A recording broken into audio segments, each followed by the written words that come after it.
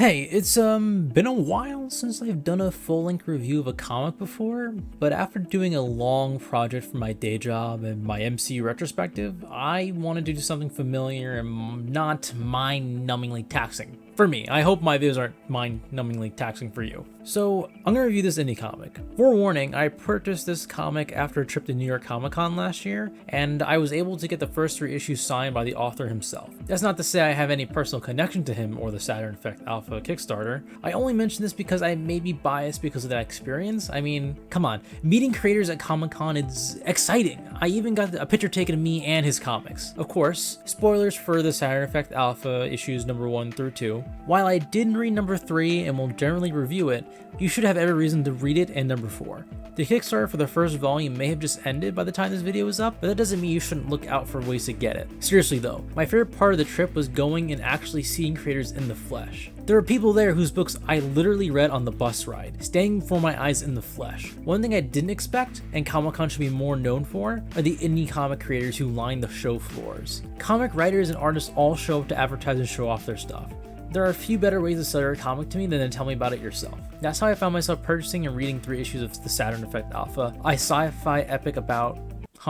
That's a bit of a problem. I don't quite understand what this story is about. A big problem that comes with starting a new world is trying to introduce it to your readers without info dumping or leaving the reader confused. I've struggled with this in my own work with mixed success, so I'm sympathetic. Usually I struggle with telling so much that is confusing, but the Saturn Alpha has the opposite problem in the first issue.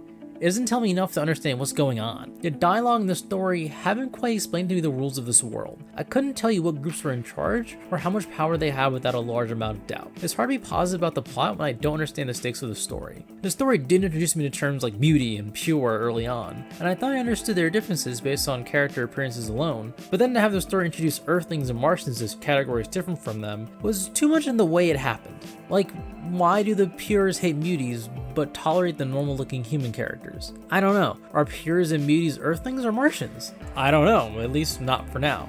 These first few issues somehow managed to tell me too much and not enough. It would do well to spend the time to really explain the politics of the world. I find that as the 2 main characters who are seemingly neither muty or pure talk about freeing the colonies, I feel a bit checked out. I have no idea why they would want to change the system, unlike Glass and Enhance, a pure muty couple who live in the society that keeps them apart. This is not to say the story is bad by any means. The story just isn't the strongest point, and the strength of the story just isn't in the plot or the details of the world. The characters, on the other hand, each have a distinctive voice that makes them stand out. Don't expect the bad or stereotypical fake accents that one tends to find in sci-fi and fantasy stories. The Saturn Alpha is more interested in his characters than his world or plot. For now, that's a strength for the most part. It's easy to find myself emotionally invested in the relationship between Bones and Enhance. Though the romance feels a bit out of nowhere due to the pacing of the plot between issues 1 and 2, they have a distinctly warm way of talking to each other that they don't share with others. It makes it comforting to root for them to escape their oppressive environment. Even the easy to hate characters like Glass have a storyline I want to follow.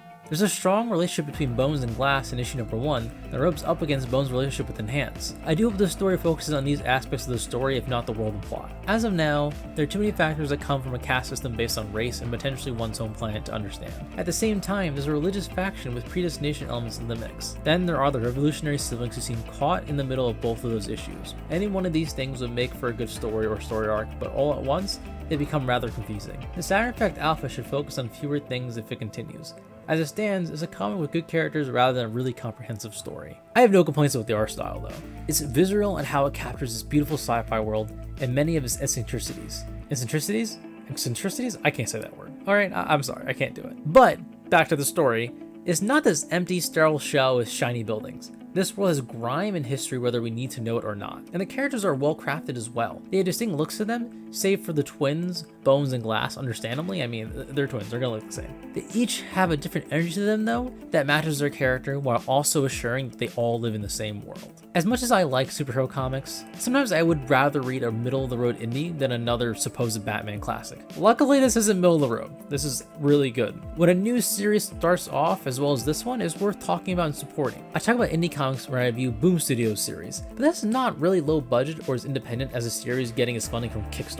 Don't be afraid to take a chance and spend a little extra on something new. Right now, the comic book industry is full of creators with their jobs because they know someone or still have one for the same reason. It's incredibly hard to get into it, so we need to create new ways for new creators to find success. It's incredibly hard to get into the industry, so we need to create new ways for new creators to find success. Go to Kickstarter once in a while and find a comic to support or one that already has the support that you can read. You'll find really interesting stuff to read there like I have.